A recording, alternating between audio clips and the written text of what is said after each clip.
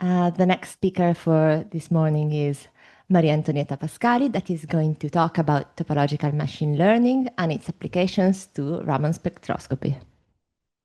Okay, thank you all. Thank you for inviting me, and thank you for being here. Um, the, the focus of this talk is to present a topological machine learning pipeline. I and colleagues, Francesco Conti and Davide Moroni, designed and developed it in order to classify digital data. And in the second part of this talk, I will briefly show you some interesting results in the biomedical domain using topological machine learning to classify data from Raman spectroscopy. Okay,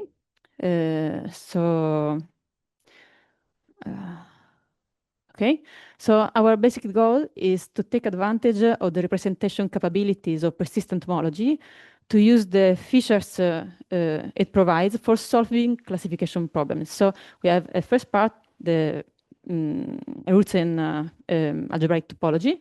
It's a dynamic version of homology, so persistent homology. And the last part is a classic machine learning for us.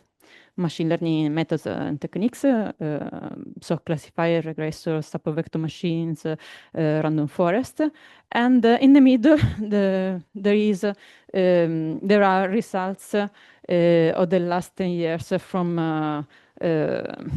researchers all over the world that are devoting some efforts in making the topological information extracted by persistent homology more easy to be used in combination with machine learning and deep learning.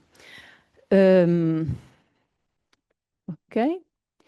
So this is the outline. First, key ingredients, so classical machine learning and persistent homology. Then we will combine all together these key ingredients in order to show the classification pipeline that we call the topological machine learning because of the obvious ingredients. And after that, results in Raman spectroscopy analysis, and specifically in two case study very challenging in the biomedical domain, so cancer grading. We have results already published in bone cancer grading, and we are continues working in this domain, but moving to pancreatic cancer. And the second case study is the detection of the Alzheimer's disease. Actually, at the beginning, I was not so confident that this kind of tools could be really effective in, to approach this very difficult task, because these tasks are, so we have at the beginning input data that are quite noisy, difficult to be clean processed, and maybe sometimes too rich because the Raman spectroscopy has this peculiarity. And also in the Raman spectroscopy in the biomedical domain present even more difficulties, because in the biomedical domain we have to tackle scarcity of data, and also in the second case study, the imbalance of the data set. So we have a data set divided into classes. We want to label and put each item of the data set in the correct class, but we cannot see enough data of the less represented class, for example. So this is a typical setting in the biomedical domain. Okay, and after that, I will try to give you an insight of what we plan to do in our future research, and wrap up in the end. Okay, so data analysis, usual tools, machine learning and statistics. the problem of data analysis in this setting is stated as this. Can we say if two sets of samples are drawn from the same distribution, and how can we characterize different distributions? How to compute the mean or other estimators on the population? So these are problems we have when we see multiple observation of a phenomenon, and we would like to gain insight, or maybe be able to distinguish among different phenomena. And this is usually achieved by using unsupervised machine learning methods. Things about manifold learning or clustering.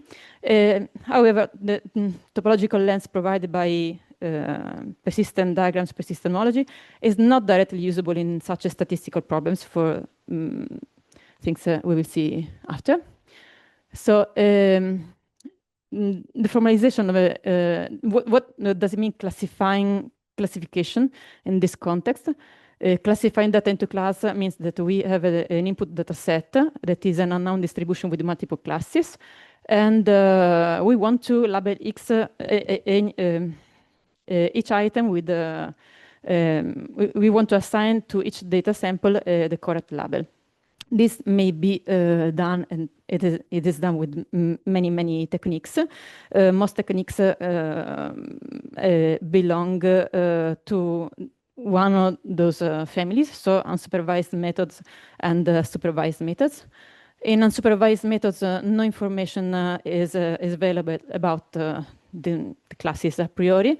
A grouping could be found on the basis of some measures. One standard measure used to perform this task is to maximize interclass variance and minimize interclass variance. Okay, just to give an idea. The classifiers we use in our classification pipeline belong to the supervised family. So in this framework, it is common to have an initial set of observations for which somehow we know the class they belong to. The task is to first train a classifier able to predict the correct classes for the initial set observation. This is the training phase. And after that, we have the inference phase, when the classifier is used to infer the class of samples which I've never seen, and which class is unknown. So examples of these methods is the lasso, the random forest. We have supervector machines and also shallow and deep neural networks. In order to just give a glimpse of one of these examples, I will detail a little bit the supervector machines methods. So are a set of methods belonging to the supervised family, and they are used both for classification and regression. Introduced first in 1995. They are effective in high-dimensional spaces, still effective when the number of dimensions is greater than the number of samples. Here you see a standard problem approached with supervector machines. So we have two sets of data, linearly separable. So we look for hyperplanes able to separate them. And these hyperplanes are detected minimizing this function. Of course, when we have non-linearly separable problems, we may do better than this. And the procedure is to the trick is to embed the data into a higher dimensional space using kernels. And most used kernels in such tasks are the radial basis functions and Gaussian functions. Okay, you see the linear separable problem and the other two. An example of application with the other kind of kernel. So linear kernel and radial basis function kernel.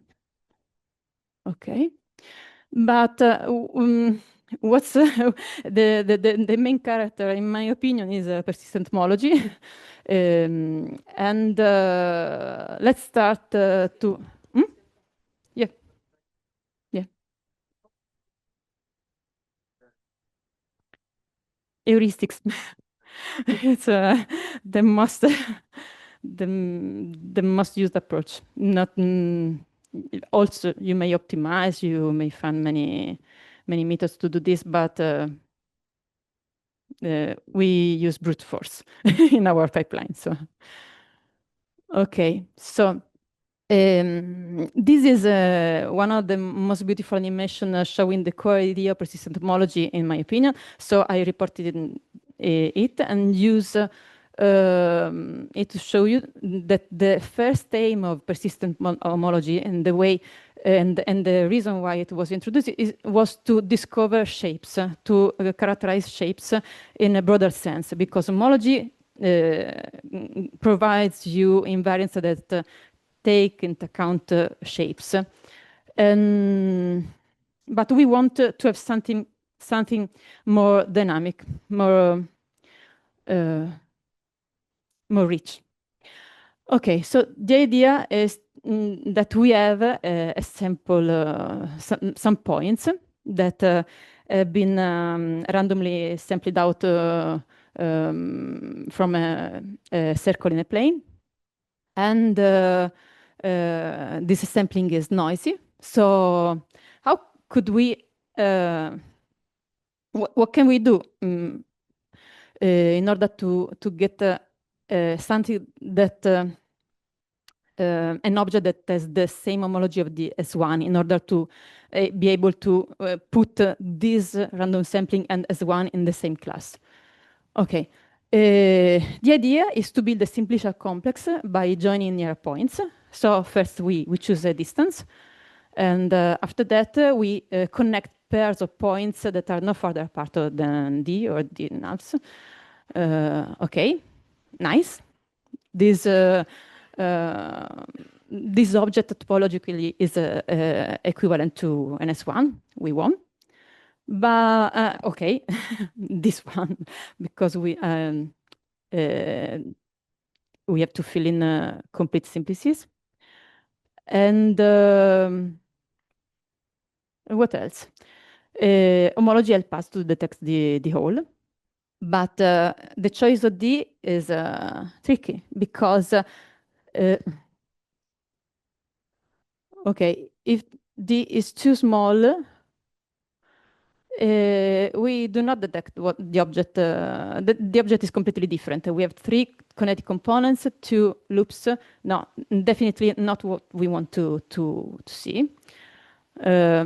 And on the other hand, if D is too large, then we get a giant simplex with trivial homology. Again, not what we want.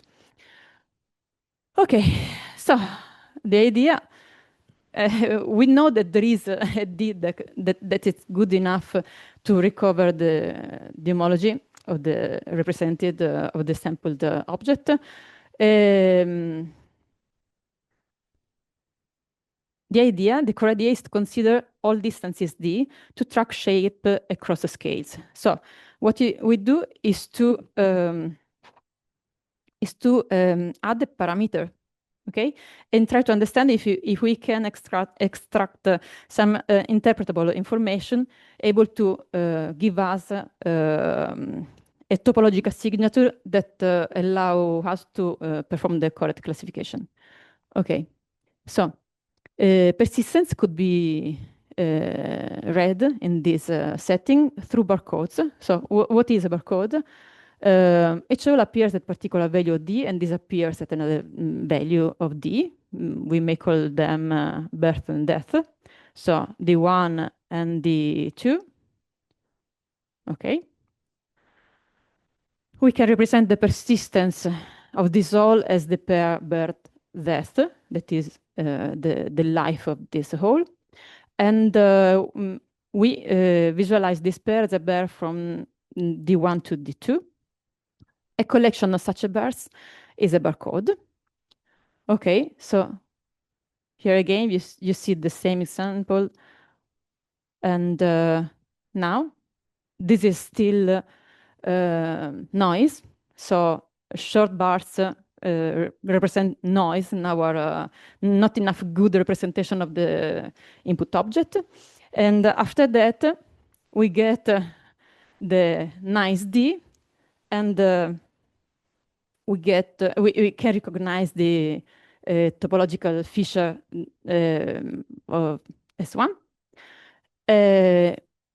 We know that this feature is relevant because its lifespan is the longest here. Okay, so when we have a sequence of nested simplicial complexes, we may compute at each parameter the homology groups in dimension 0, 1, 2, and in the end be able to read the topology as a signature that could be discriminative and useful for classification. Okay. An equivalent way to represent a barcode is a persistent diagram. Instead of drawing bars, we may use points, but than that, in this picture you see are the coordinates, x and y coordinates of each point. In the barcode representation, we count, there could be equal bars, and we can count them easily. In this setting, of course, the representation has been considered as a multi-set of points with multiplicity. Okay, so where the number of points can vary from one diagram to another, we do not have any fixed length, and to which we add a diagonal as an infinite source of zero life points. Why? Because these objects are not nice to be compared. They do not have the same number of points. Definitely, these objects are really nice, but still a little bit difficult to be used. Okay, the general framework, theoretical framework. So I show you maybe one of the first example of persistent homology in simply the core idea. But do you understand that when you have a data set and you want to study this data set, one key choice is to choose the sequence of nested complexes, simplicial complexes that we consider good enough to represent the information we want to extract through the topological tool. So the example we saw before is the Vietoris-Rips complex. So we have a simplicial complex and a filtration function. The equivalent view, equivalently, you may define arbitrarily this sequence, or use another filtration functions depending on what you are looking or at which information you want to leverage in order to perform classification.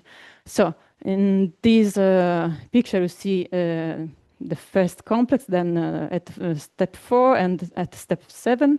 So this sequence of complexes with maps is a filtration. And this is the filtration. We mask what happens at in these inclusions at the homology level. These the inclusions induce maps at homology levels. And when we consider this object, so the direct sum of all the homology groups, we showed that fx act on M as a shift map. And then this M as a structure of a graded fx module.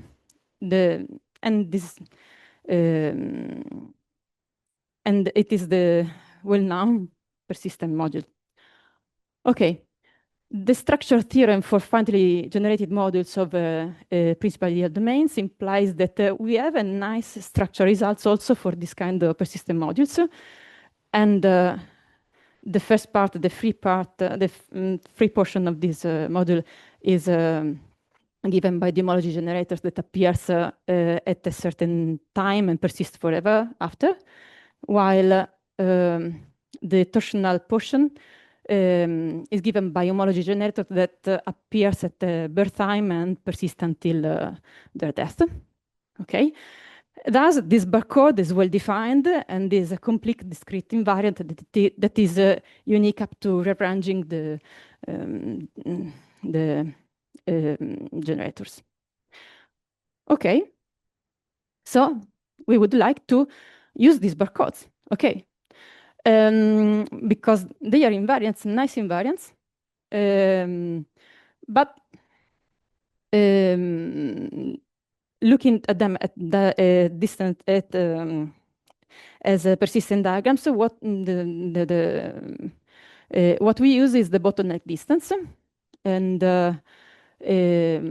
so we look at all possible bijection matchings between so bijection between the points in X and points in Y. Of course, they do not have the same cardinality, so we use also all points on the diagonal, because the zero lifespan points are we can use them with any issue. And such a measure is used to compare and derive stability of persistent diagrams. So, okay, in the end, persistent homology provides us a topological summary across scales. So that can be represented as barcodes or diagrams. We have a matching function in order to compute similarity between diagrams. Also, there are theorems proving that these barcodes are stable with respect to small variation in the input data using the bottleneck distance. And you see there an example of a different randomly sampling of the S1 with a little bit of noisy. And also in 2005, the first algorithm for computation for the computation of persistent modules was published, and just linear algebra is needed to compute these persistent diagrams, even if it could be a very challenging task to compute this these invariants when we have huge data sets with, for example, think simply about of a point cloud with millions of points. It's unusual for mathematicians, but it's really daily for a daily issue for people working in computer graphics, for example. Okay, so dealing with persistent diagrams. Okay, what is the main issue using these persistent diagrams? There is no natural Banach or Hilbert space structures on persistent diagrams. Then we can perform estimators for understanding statistics. Drawback, very bad. We can directly use PDs into classification problems. Why? Because as we have seen, our classifier expects input data to be vectors of common dimension across the classification problems. So a natural way is to use representations methods to convert these persistent diagrams into vectors, possibly not losing in stability and in informative content. Okay. And okay, so simply we are trying to fill in the gap. Many researchers devoted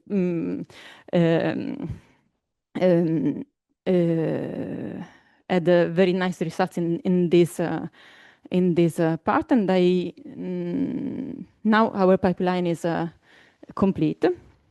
These are the main references for the vectorizations we used in our experimentation. So persistent silhouette, landscapes, images, and curves, more or less from 2014 to 2020. Okay, the first one is the persistent landscape defined by Bubenic in 2015. So we start looking at the persistent diagrams. We use an auxiliary peak function, okay, to rotate the persistent diagrams. And then we look at this function, lambda kt, where kmax is the kth largest value in a set. So if you want, this is the landscape, and when you lambda 1 is the red one, is the red line, the red profile.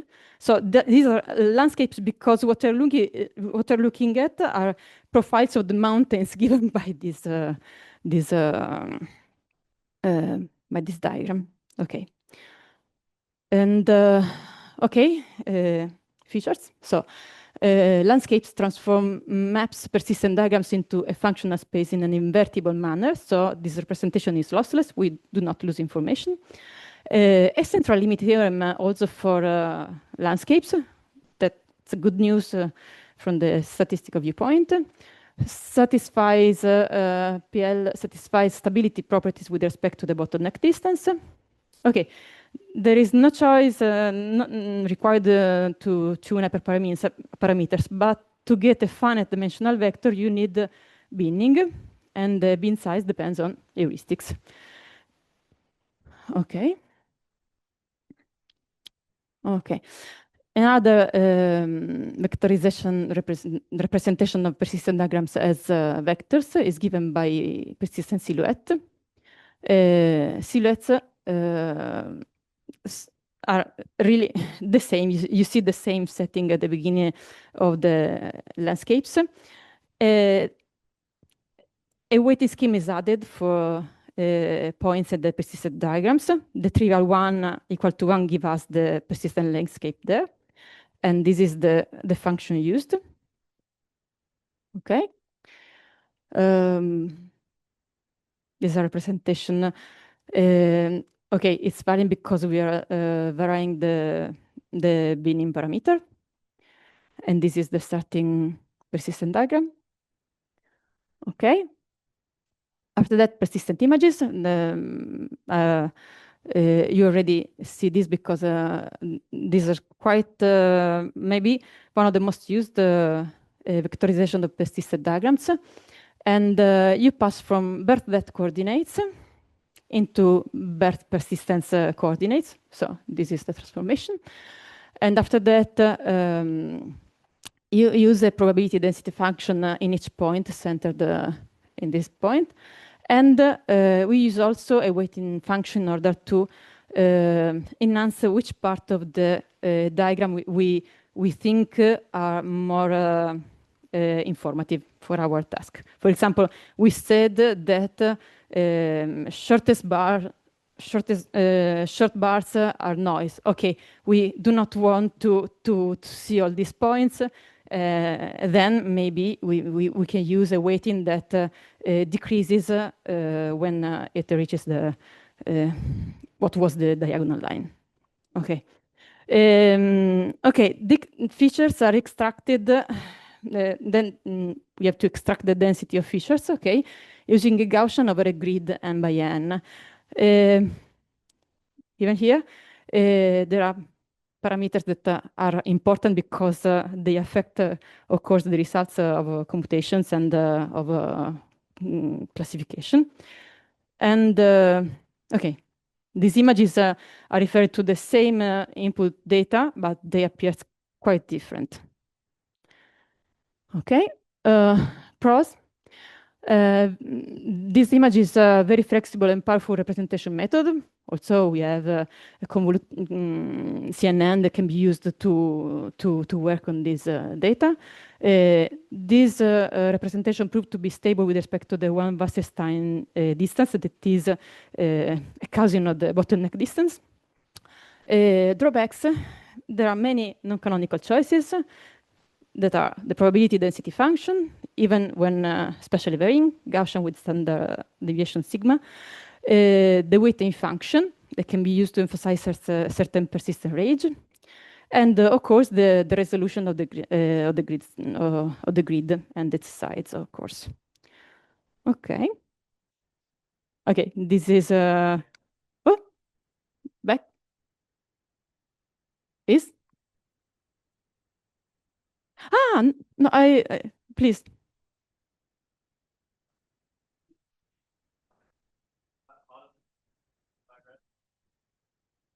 What? No, it's the diagonal of the plane, because it's not?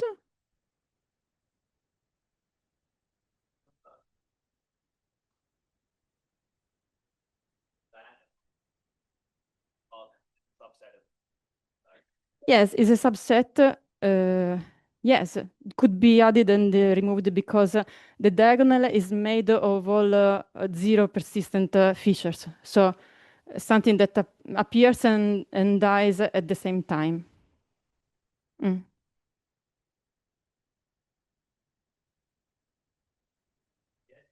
Yes.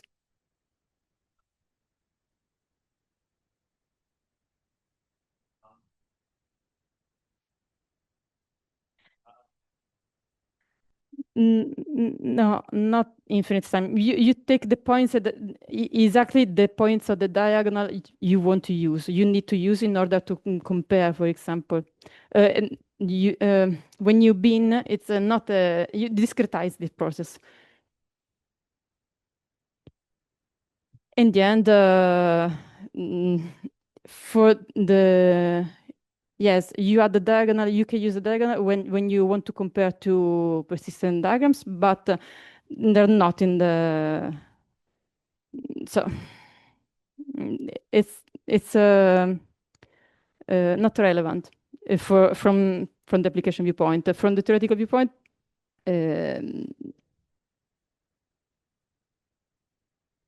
and the sum you refer to is this one. Whenever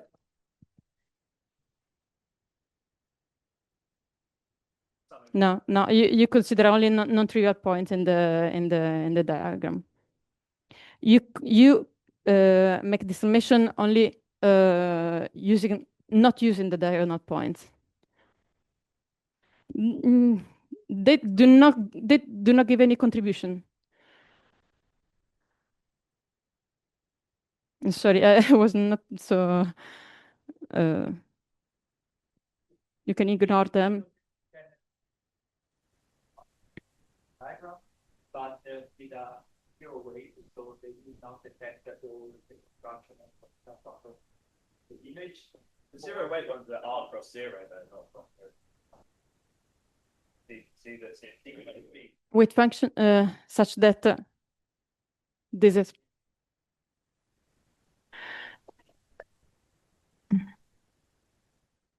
So this is in this setting. So you are imposing that the weighting is at 0 on the diagonal.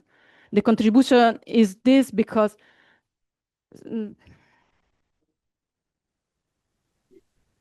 D minus B, the difference between when the bar starts and ends. Yes.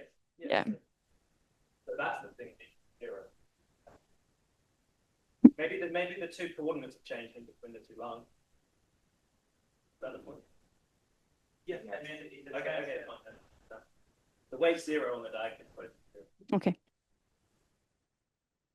Okay, images and okay. This is Bertel-Lifespan diagram, and this weighted persistent image for 3 points with the same time, but different lifetime. So the weighting function points with higher lifetime appear brighter due to the weighting function. Okay. Okay.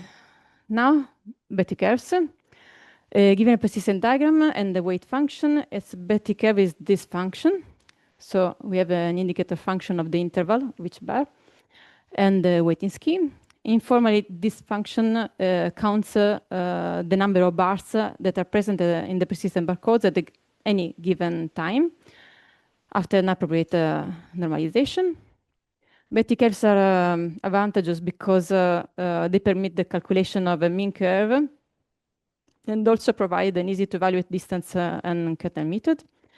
Drawback of this representation is their limited expressive power, because being a summary statistic of a PD, the mapping from a diagram to a curve is not injective.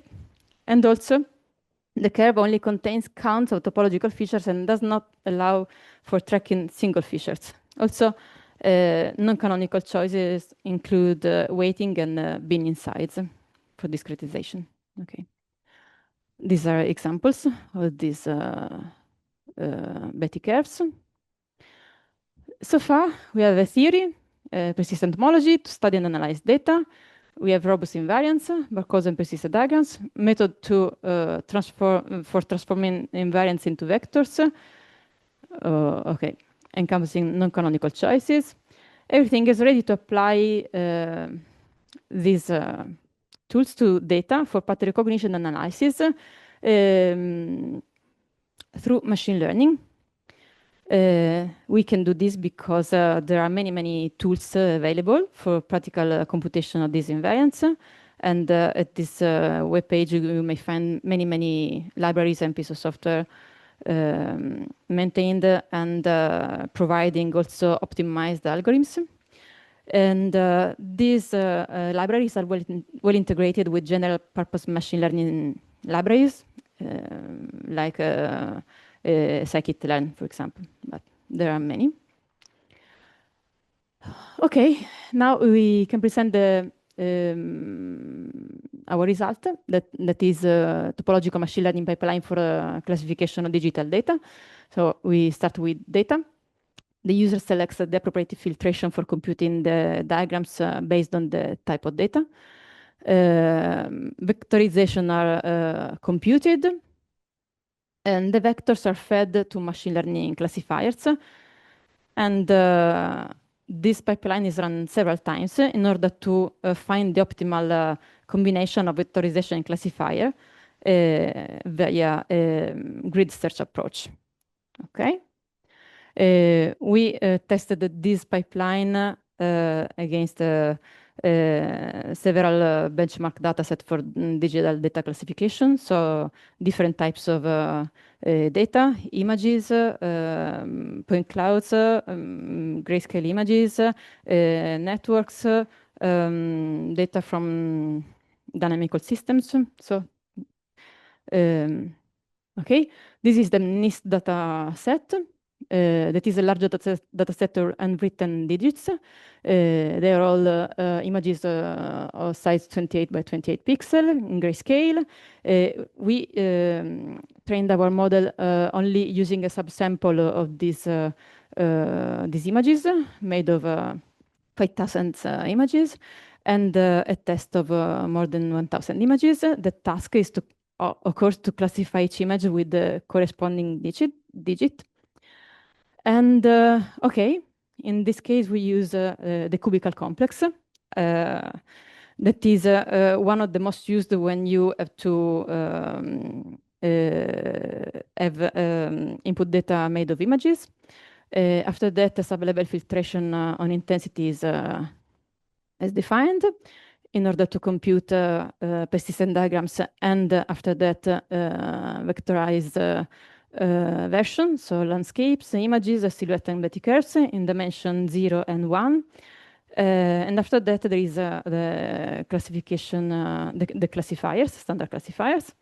In this case, we need to use additional filtrations on thresholded images in order to improve the performances. Okay, the additional filtrations are the height filtration. The height filtration detects the emergence of topological features by looking at images only along certain directions. And easy to understand that this should be a nice and useful filtration because we want to distinguish between the 6 and the 9 digit, for example. So we may select certain lines that are crucial in order to distinguish this, very useful in order to distinguish these two digits. The birth and death value of the features is therefore linked to their position in the image and not only to the intensity of the pixel. Okay, another nice filtration is the radial filtrations. The radial filtration detects the emergence of topological features as we move away from a certain center of the image, and we may consider many centers in the image. We used 8 or 9 of these filtrations. Okay, of course, this kind of filtration is more context dependent than the height filtration. and also the density filtration. It measures the number of pixels in the neighbors of a certain pixel. So it is suited to detect clusters. Okay. So we use many filtrations, then we get many barcodes for the same image, the input image, and we try to play with these output vectors in order to choose the best input for the classifiers. And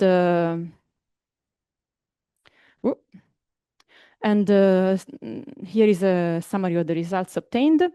What you can observe is that the most informative content is given by the H0. So we look at kinetic components through different filtrations. This is quite informative. Looking at in dimension 1, the same problem is not so informative.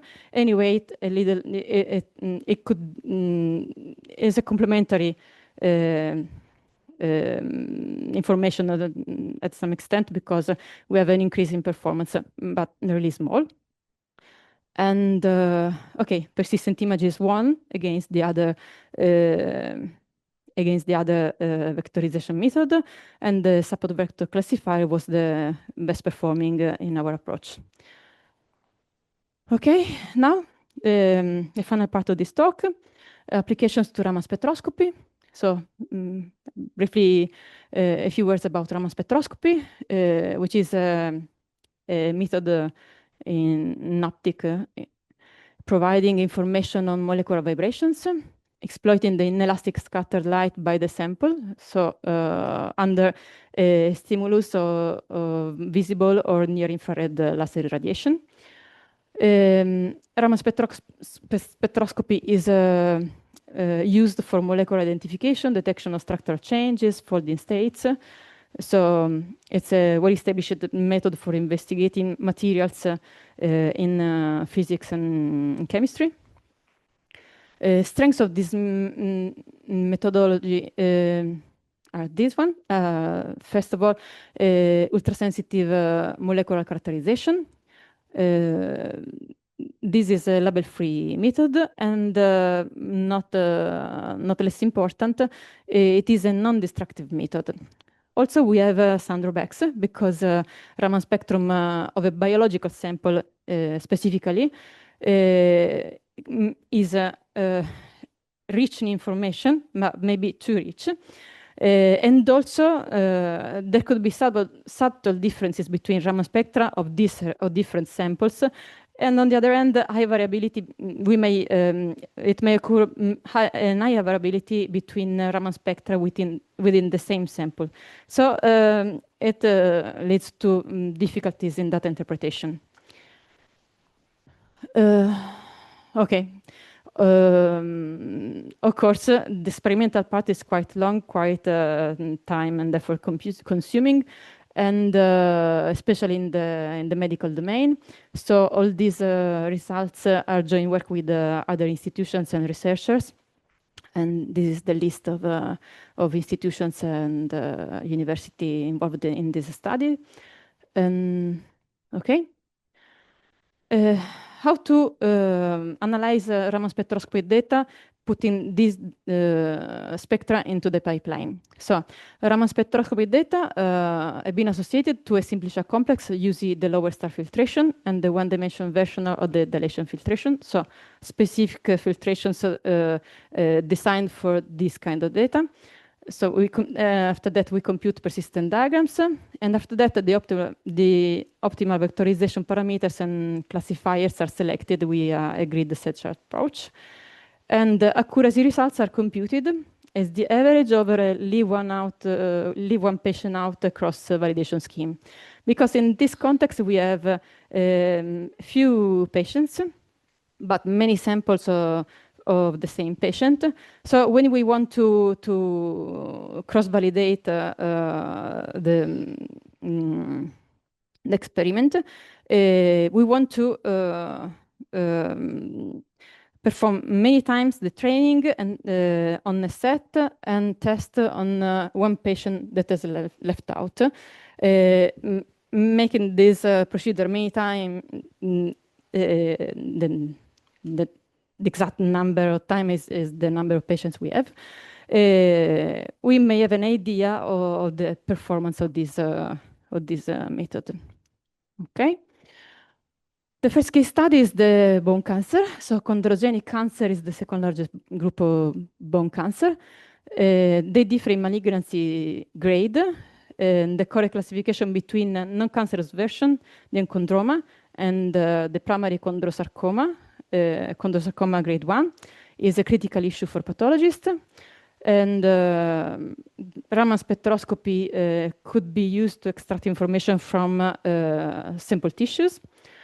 And we know that chondrogenic tumors produce a cartilaginous matrix in the bone that is detectable by RS. So we know that this matrix has some chance to give us sufficient information in order to distinguish the enchondroma, so non-cancerous tissue, and the first grade chondrosarcoma.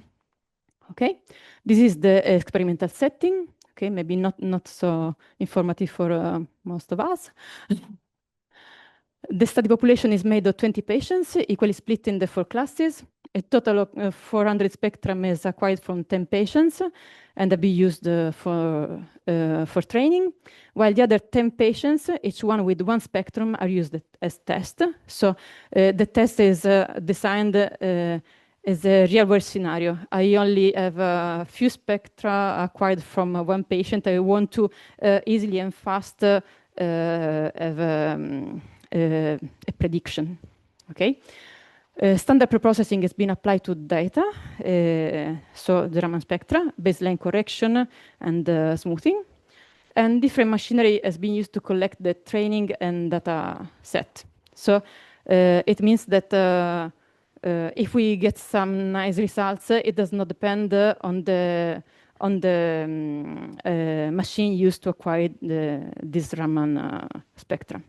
Okay. Okay, no, okay. These are the results. So classification accuracy averaged over leave one patient out to cross-validation scheme. Okay, so strange. This is in the results in the training. These instead are results in the test data set. So in training, we only had some good results for the binary classification task. And maybe by chance, we get much nicer results in the test case using few spectra for each patient, 1 in this case. And getting nice results also for the 4-class classification task.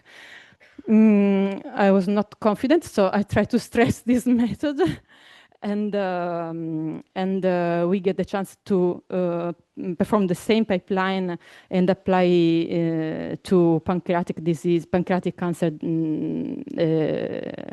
sample tissues, and also get promising results. So maybe there is some chance that anyway the framework could work enough well for cancer grading.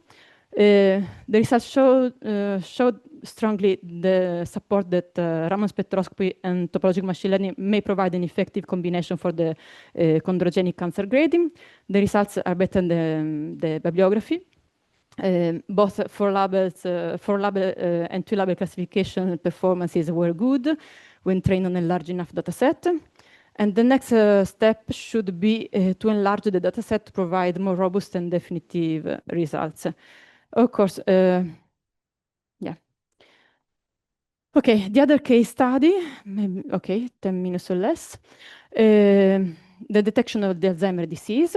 It's one of the most common neurodegenerative disease, and its diagnosis requires a series of neurological examinations, while the definitive diagnosis is possibly only post-mortem, so quite a challenging problem. Raman spectroscopy is able also to be applied to a biological sample that is not the tissue of the bone cancer. Now we use the cerebrospinal fluid. So a dry drop of the cerebrospinal fluid is investigated with this Raman is used to extract this Raman spectra. Okay, this study has been carried out in the framework of a regional project here, already stopped. So we do not have any chance to formally to work and have more patients, but informally we are trying to collect more data in order to validate further these results. Okay, so the study population is made of 43 pathological subjects, 21 showing Alzheimer's disease, and the other 22 not showing this disease. But actually, in our preliminary works, we had only 24 patients, and most of them was showing Alzheimer's disease. So 19 was showing the Alzheimer's disease, and we had only the remaining 5 pathological patients, for example, showing cognitive impairment, mild or not. And we got an accuracy of detection of Alzheimer's disease of 87%. So nice. For each patient, a set of 10 spectra have been collected for each drop-casted sample. And the average of such spectra has been computed in order to have only one spectrum for each patient. Some regions of the spectra have been removed because of a chemical reason. They know that are not informative for our purpose. Preprocessing standard preprocessing has been applied. And also we try to not use the spectra as they are, but to use transformed transformation in order to investigate further if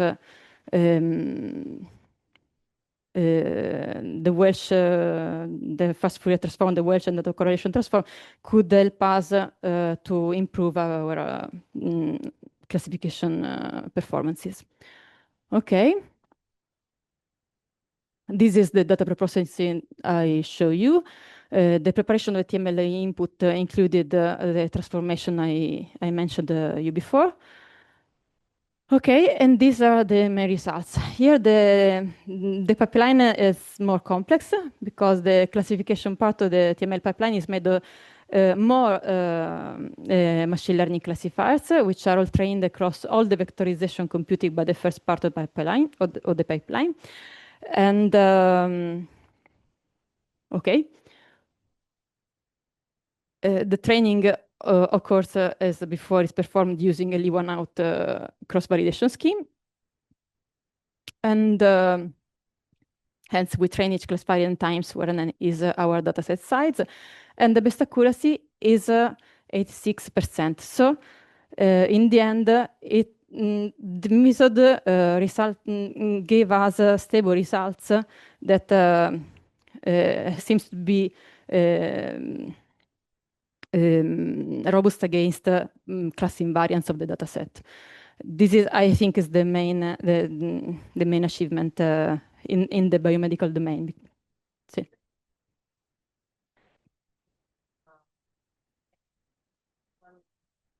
No. It's obtained as before, as averaging the accuracy of the test patient for each run. We have 43 patients. So we had 43 accuracy tests, and we computed the average. Okay. Okay, also we performed an ablation study in order to understand if the topological contribution is worth enough to do all these things. Okay, maybe we made only naive implementation of the one-dimensional CNN, for example. But anyway, what we got is that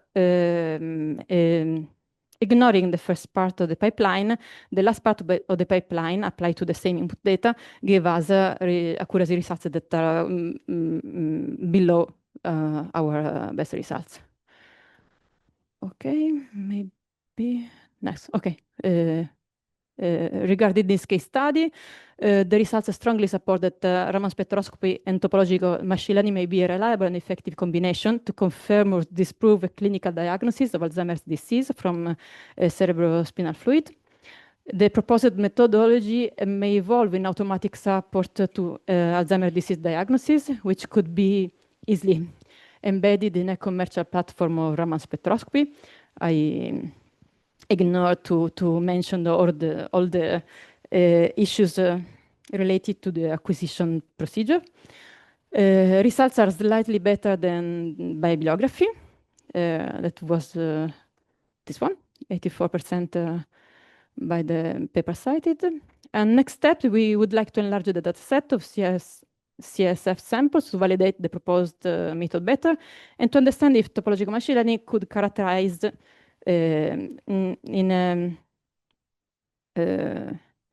better the subtypes. Okay? But what we want to understand soon after these results that was promising, but of course, in these experimental settings need more experimentation to validate. We may try also to understand if the biochemical signal acquired by the Raman spectroscopy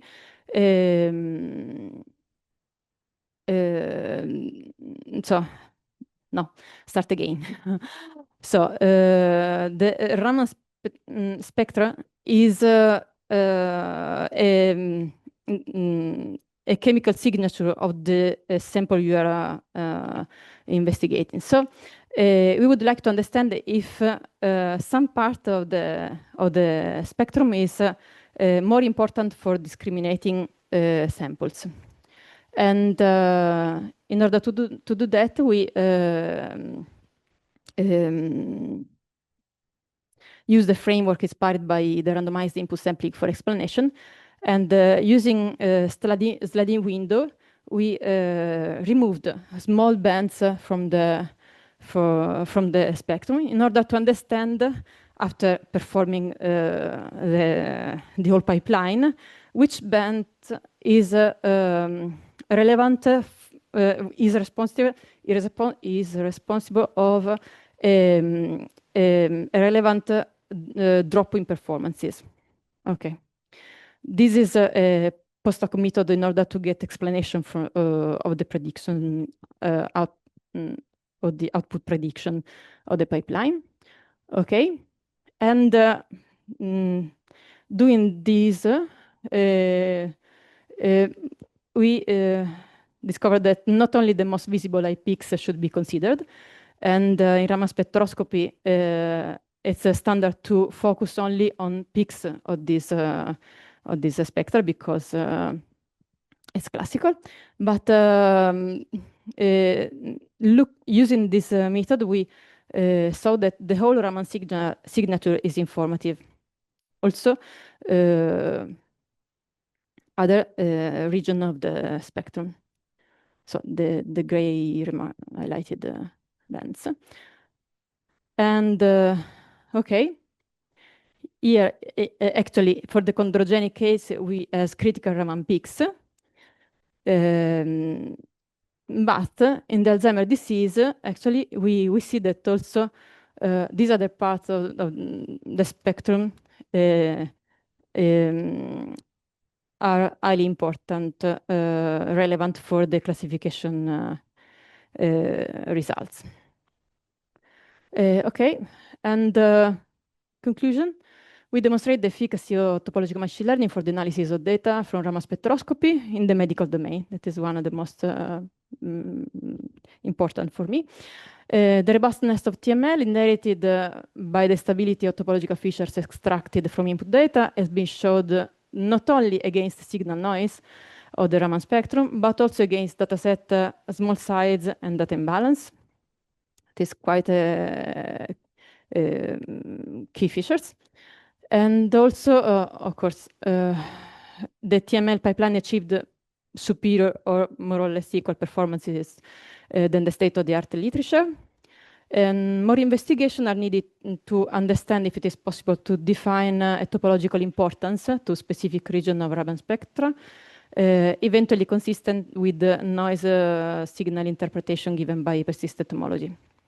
So in perspective, we would like to analyze approaches to track bands to homology cycles and exhibit examples for a more direct explanation. And questions? Very much. Are there any questions? Did you compare your pipeline to other topological machine learning pipelines? For example, there's this Persley pipeline. Which The Persley, yeah, yes. yeah. Did you compare it to this? Yeah, we tried to use this, but with not, we were not lucky or not clever enough to get the best from the Persley. Yeah. I had a second question actually. So I didn't understand how you got from the spectroscopy data to the simplicial complex. Okay, it is a little more technical, but there is the height filtration that, of course, help you to look at maxima and minima of this spectrum, as many other things in standard signal analysis do. And also the modification of the dilation filtration that look at the distance from points in the domain from a maximum or from a minimum. So this is it's a combination of two filtration. So we have to invest. This is a key point because from the filtration we are looking at the information that gives us results, and could be understanding better. This point could help us to go back and understand which features of the spectra are relevant. Okay.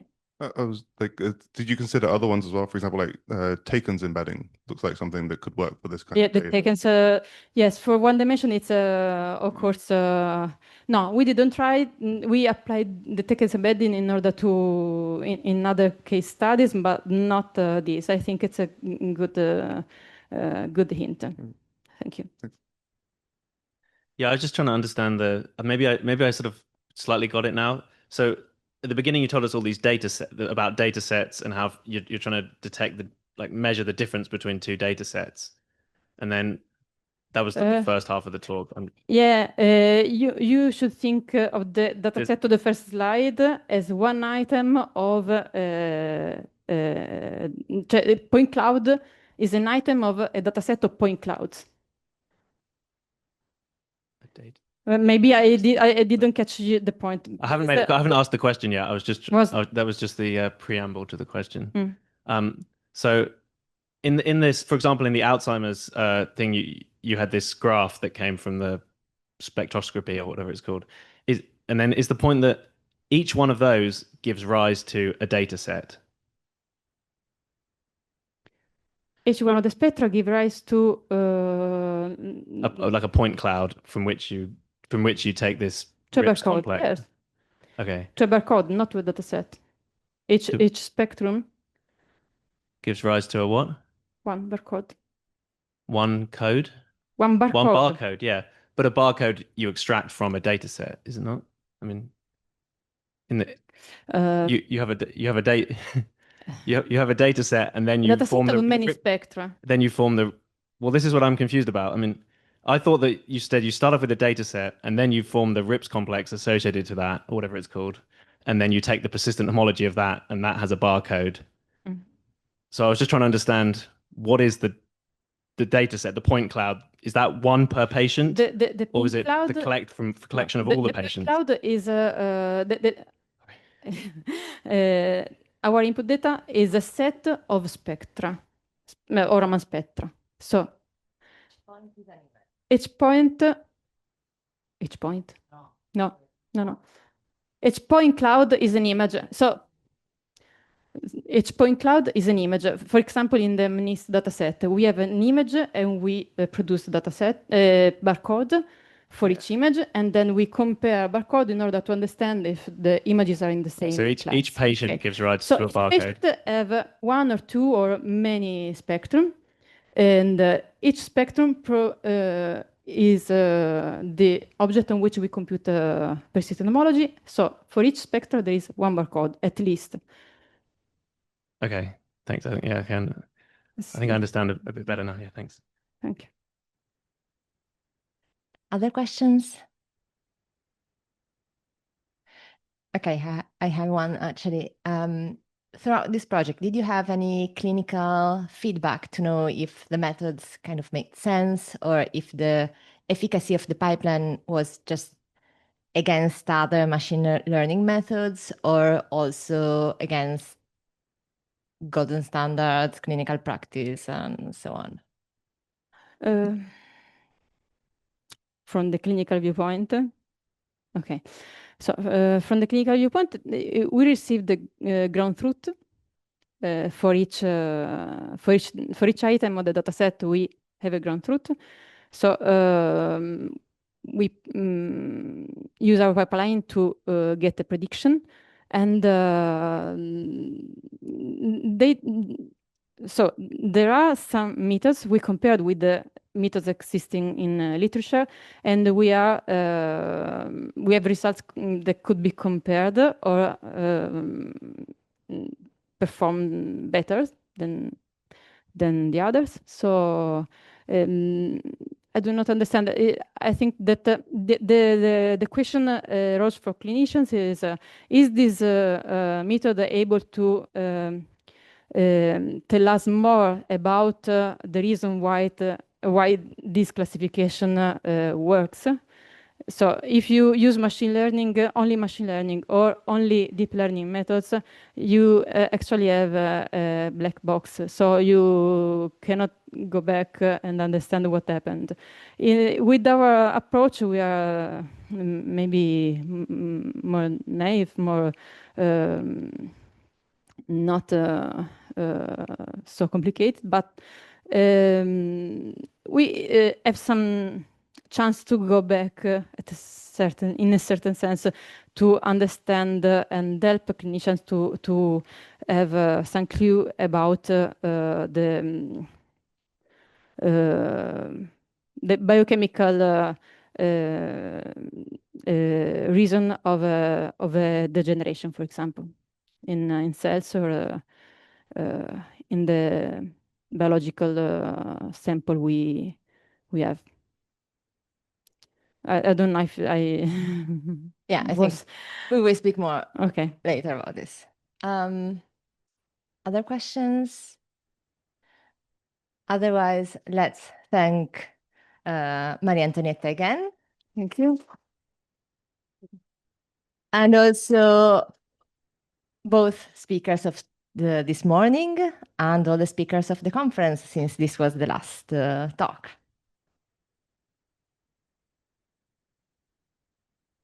Also, can we thank the organizers, please?